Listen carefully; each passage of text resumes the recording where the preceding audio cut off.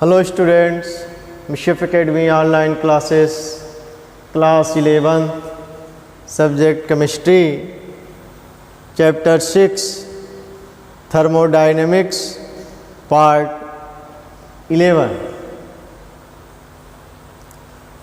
Today's I will discuss statement of the second law of thermodynamics and related some questions. Second law thermodynamics क्या है, इसको study करने के पहले before the study of this law we discuss some examples and the definition. First examples से related क्या है कि cooling down a cup of tea. कोई टी है वो कूल हो रहा है, ठंडा हो रहा है, ठीक. Spreading of drop in ink in water, water है, drop in water. Mixing of two gases, flow of water down a hill. ये सब जो भी है एक कंटिन्यूटी के फॉर्म चल रहा है, continuous form. Spreading, drop in, फैल जाना, ठीक है. Flow of water down to hill. Mixing of two gases, two gas को मिक्स कर दिया गया, ठीक. तो समझ में आ रहा है, कोई प्रॉब्लम नहीं है. कह रहा है, फिर कह रहा है क्या हम इसको वापस ला सकते हैं, बैक साइड कन्वर्ट कर सकते हैं? नहीं, ठीक.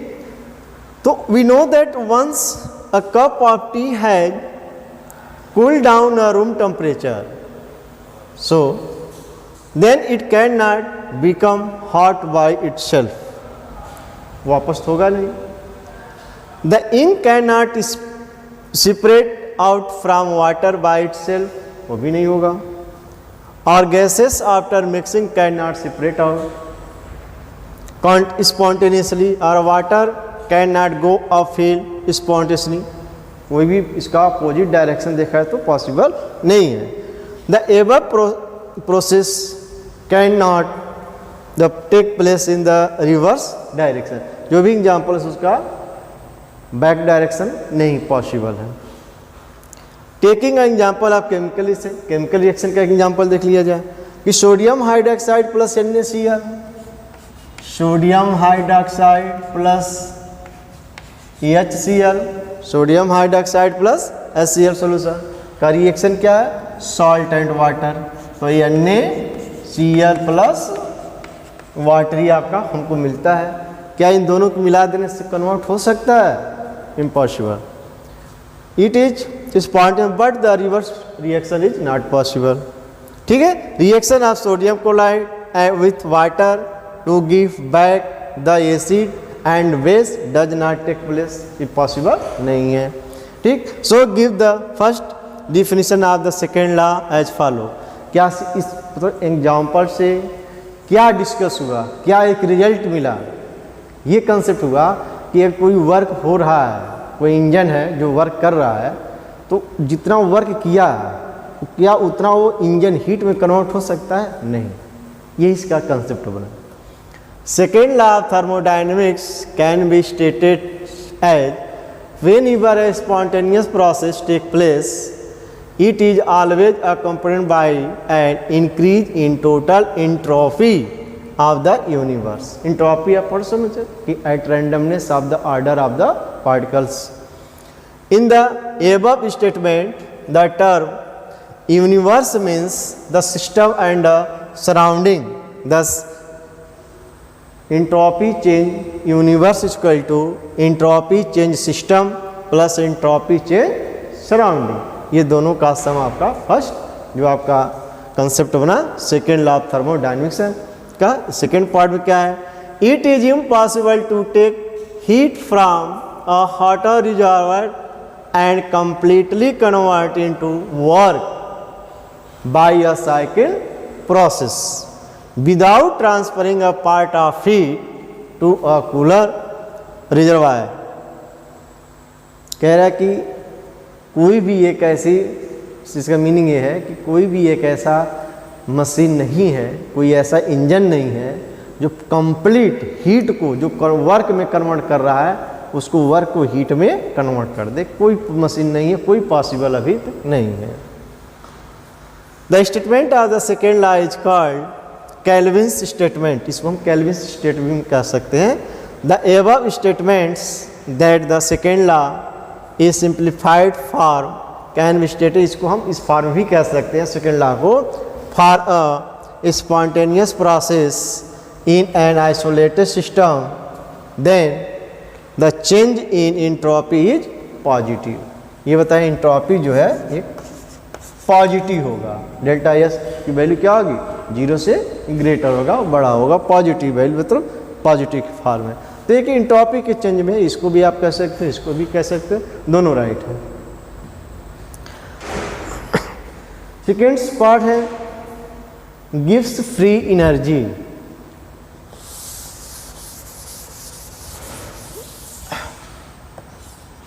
GIBB, yes, gives free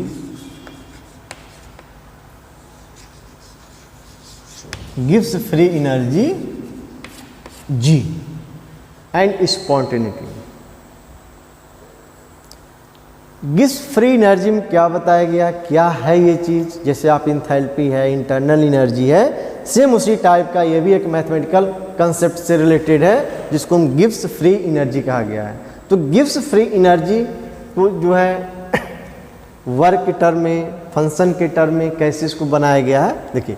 the maximum amount of energy available to a system during a process that can be converted into useful work.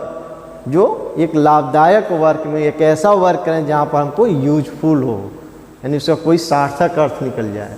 ऐसा को वर्क न किया, ऐसा कोई मीनिंग न हो, तो यूजफुल वर्क में कन्वर्ट है।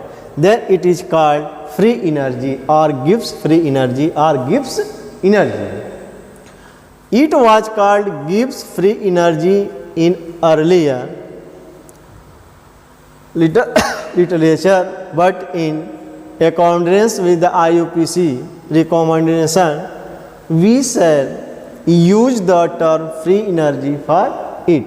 Free energy is denoted by G and defined a mathematical concept G is equal to H minus Ts। तो गिव्स फ्री एनर्जी को आप G equal to H minus Ts से आपको डिफाइन कर सकते हैं। आप ये भी आपका डिफिनीशन होगा as a mathematical.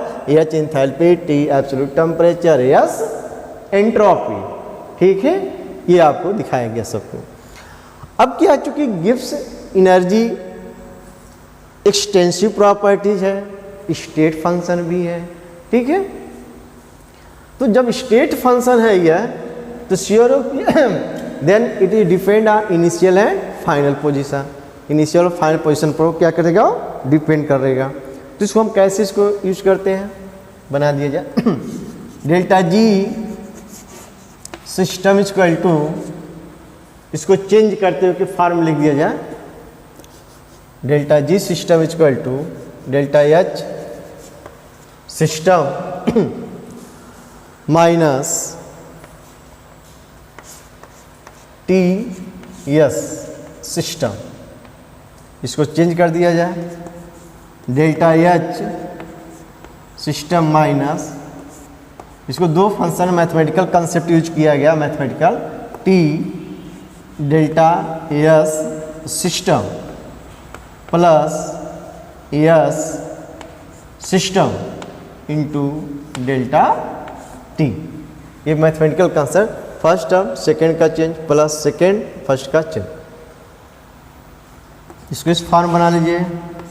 Delta H system minus bracket open bracket T delta S system minus S system delta T. ये रहा आपका change in gives free energy system के फॉर्म का। At conditions, at constant temperature delta T equal to 0, at constant temperature delta T equal to 0। जब T की value 0 हो जाएगा तो ये टर्म क्या होगा, 0 होगा। तो नेक्स्ट टर्म हमको मिलेगा delta G S Y S system equal to delta H system minus T delta S system.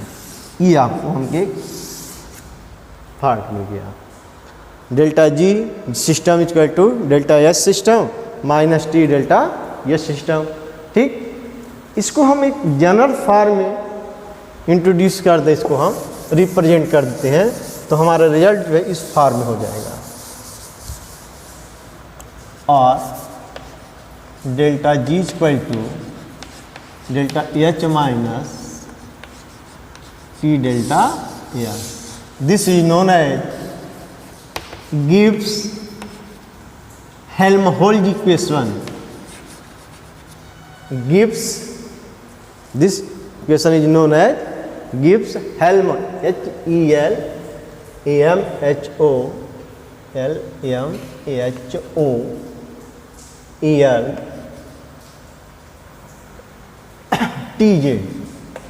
Helmholtz equation. तो ये एक इम्पॉर्टेंट इक्वेशन है। What is Gibbs Helmholtz equation? तो आप इसको आप लिख दोगे। What is equation of Gibbs free energy? Gibbs free energy का इक्वेशन बताओ, फिर आप इस फॉर्म में लिख सकते हैं। डिराइव द फार्मूला, कैसे कहें, define Gibbs free energy and then prove that delta G equal to delta H minus T delta S, उसको प्रूव करना है। या in other words define Gibbs free energy and obtain equation for Gibbs Helmholtz equation. ठीक, ये सब आपसे दिया जा सकता है। तो ये कंसेप्ट है, कहीं न्यूमेरिकल का भी वर्क होगा ही। ठीक है, unit of delta G is the same as the unit of energy. Energy पे क्या है, जूल होता है। Because delta H and T delta S as a energy term के फॉर्म का है। तो ये टी डेल्टा एस के किलो जूल पर मोल, इसको हम एक फॉर्म के जूल के फॉर्म भी कह सकते हैं। ठीक है, तो डेल्टा जी की जो वैल्यू है क्या हो गया, जूल के टर्म में हो गया। अब कॉन्सेप्ट है कि एनर्जी से रिलेटेड क्राइटेरिया क्या कुछ पॉइंट्स हैं। गिव्स free energy as a criterion of spontaneity. We know that delta S, that means change in total entropy, change in entropy system plus change in entropy surrounding। Surrounding, भाई total entropy क्या होता है, system और surrounding का change का जो entropy है उसका सम होता है। तो यही आपको दिया गया। ठीक है, at the state of thermal equilibrium increase in enthalpy of the surrounding, decrease in the enthalpy of the system। ये इक्विलिब्रियम पर एक कंडीशन पाया गया। तो अब इस कंसेप्ट को इस फॉर्म में लिखा गया कि delta S, that means surrounding equal to delta H upon T surrounding. इस कंसेप्ट लिखा गया delta H minus delta H system upon T. भाई सराउंडिंग जो वैल्यू है इंथैल्पी के टर्म ये है और इस फॉर्म में लिखा गया। ये सराउंडिंग के फॉर्म, ये आपका सिस्टम के फॉर्म का निगेटिव साइन हो गया। तो टोटल एंट्रोपी चेंज क्या हो गया, टोटल एंट्रोपी चेंज क्या है, यस सिस्टम प्लस ये वैल्यू आपका होगा, इस वैल्यू को पुट कर दीजिए, minus delta H system upon T, इसको मल्टीप्लाई कर सिंप्लीफाई कर दीजिए, T delta S total equal to T delta S system minus delta H system. इसको आप ऐसे लिख सकते हो, minus delta H system minus T delta S system. ये है आपके पास। यहाँ पर हम आ गए कंसेप्ट टोटल। ये delta H system minus T delta S system की वैल्यू क्या है, जी के फॉर्म का है। ठीक है, तो इसकी वैल्यू को हम यहाँ पर इस पर जी लिख देते हैं, तो ये इस फॉर्म का है। ठीक, तो T delta S minus H delta S equal to 0। यहाँ कंडीशंस लग रहा है, देखो T delta S total, T delta S total equal to T delta S system minus delta H. ठीक है, फॉर स्पॉन्टेनियस प्रोसेस, ये कंडीशंस आगे लगा हुआ है, यहाँ पर लिख देते हैं, for spontaneous process delta S total greater 0। Delta S यानी ये वैल्यू आपकी 0 टोटल हो जाएगा। ठीक है, इसका मीनिंग ये रहा हमारा T delta S system minus delta H system greater 0। और इसको ऐसे भी लिख सकते हो, minus delta H system minus T delta S system greater 0। ठीक है, इस फॉर्म हो गया। फिर कंडीशंस लगा है, यूजिंग इक्वेशन आपको यूज कर देना है, क्या है कि since delta G equal to delta H minus T delta S, इस अब यूज कर देते इस पॉइंट पे, तो हमारा कंसेप्ट मिल जाएगा कि minus delta G greater 0। In other word delta G less than 0। ठीक भाई, इस फॉर्म पे है, या इस फॉर्म में लिख दीजिए, टोटल की वैल्यू आपके इस फॉर्म हो जाएगा कि delta H minus T delta S less than 0। यानी क्या ये है, गिब्स फ्री एनर्जी चेंज है। तो यही कंसेप्ट है, आप हमको मिल गया, the given temperature and pressure delta G is negative less than 0, then the process is called spontaneous process. Delta G is positive non spontaneous process, delta G is 0 process is equilibrium state. तो इस कुछ conditions थे कब कोई equation free energy के term में वह continuous होगा, स्पॉन्टेनियस कंटिन्यू बनेगा, कंटिन्यूस नहीं होगा। तो ये सब कुछ कंडीशंस हैं। ठीक है, मैथमेटिकल कंसेप्ट है।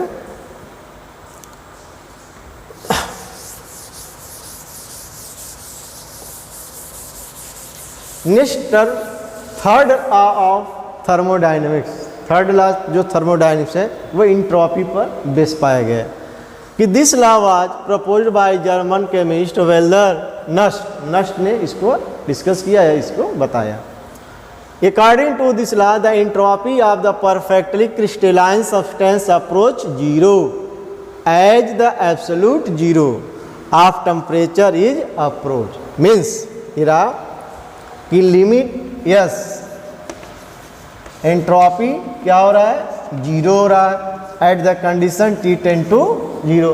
यानी एब्सोल्यूट टेम्परेचर अगर 0 के फॉर्म का है तो उसकी एंट्रोपी जो होगी 0 होगा। In case of CO and NO molecules in solid state there is randomness even at 0 kelvin due to their dipole moment, hence entropy in such cases is not 0 at. भाई जब crystalline के form में temperature की 0 के form में तो random motion possible नहीं होगा, तो इसलिए एंट्रोपी जो है आपका इज नॉट 0 होगा एट 0 केल्विन पर। एंट्रोपी तभी होगा जब एट रैंडम मोशन होगा। The entropy possessed by the substance at absolute zero is called residual entropy. Absolute temperature जो वहाँ पर जीरो अगर है उस कंसेप्ट को कहा गया रेजिडुअल इंट्रॉपी कहा गया है। तो थर्ड लॉ से रिलेटेड मैथमेटिकल कंसेप्ट है, ठीक है। थैंक्स।